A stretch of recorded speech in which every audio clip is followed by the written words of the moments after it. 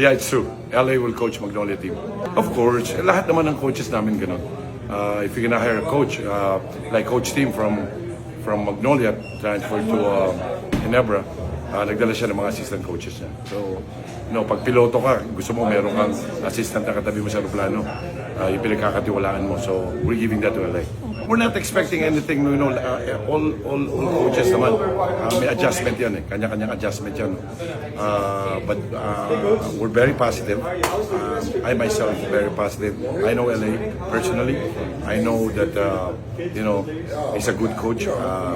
Very, very, very smart player. Alam ko may apply niya doon. And alam ni LA kung paano magpatakbo ng isang team, saka alam niya kung paano maging leader ng isang team kasi ginawa niya sa mga teams niya. And I think he's going to be successful.